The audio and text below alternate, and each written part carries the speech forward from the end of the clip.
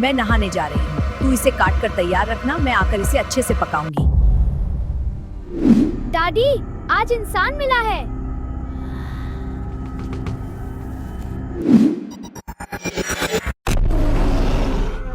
Hello दोस्तों, आप सभी को स्वागत है एक नई वीडियो में। वीडियो में आगे बढ़ने से पहले टून YSH चैनल को लाइक एंड सब्सक्राइब कर दो। बहुत समय पहले की बात है, एक छोटा सा गांव था जिसका नाम था चंद्रपुर। उसी गांव में रहता था मयंक, उम्र करीब 16-17 साल। और गांव के पास ही एक घना और डरावना जंगल था। लोग उस जंगल में जाने से डरते थे क्योंकि वहां रहती थी एक दुर्राक्षसी।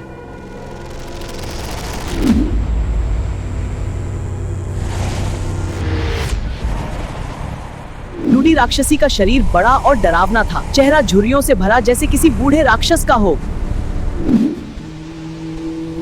दांत बाहर निकले हुए, आंखें लाल और खून की प्यासी। उसके साथ रहती थी उसकी पोती, उम्र करीब 14-15 साल, बाल बिखरे हुए, चेहरा काला, नाक से हमेशा रमट बहती रहती थी। उस दोनों को देखकर ही इंसान कांप जाए, और दोनों इंसानों का मांस खाती थी। एक दिन मयंक लकड़ी लेने जंगल गया, उसी जंगल में जहां दुर्राक्षसी रहती थी।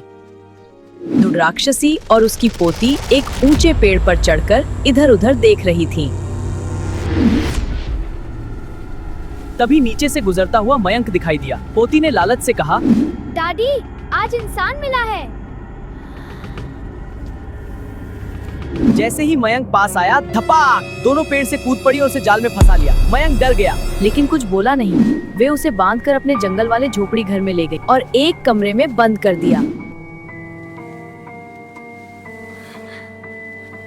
दुर्राक्षसी बोली, मैं नहाने जा रही हूँ, तू इसे काट कर तैयार रखना, मैं आकर इसे अच्छे से पकाऊंगी।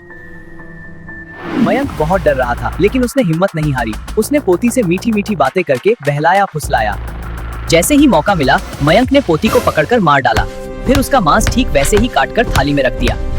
और मयंक ने पोती के कपड़े पहन लिए और मुंह को ओढ़नी से ढक लिया। कुछ देर बाद दुर्राक्षसी लौट आई। उसने चूल्हा जलाया और बोली, सब काट दिया? मयंक ने चुपचाप थाली आगे बढ़ा दी। दुर्राक्षसी ने मांस पकाया और मजे से खाने लगी। दुर्राक्षसी अपनी पोती से बोली, तू भी तो जिद कर रही थी, तू क्यों नहीं खा रही हो?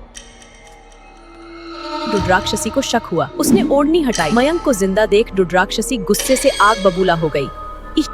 मयंक जोर से चिल्लाया और जंगल की तरफ दौड़ते हुए भागा।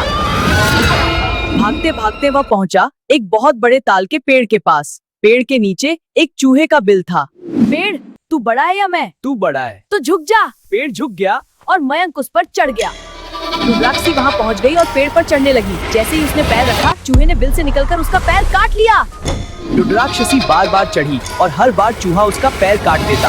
आखिरकार दुर्राक्षसी बोली, मैं इस बिल में जोर से पात दूंगी, चूहा मर जाएगा। अच्छा। जैसे ही वह बैठी, चूहे ने लकड़ी उठाकर जोर से उसकी कमर में घुसा दी। दुर्राक्षसी वहीं मर गई। सब शांत हो गया।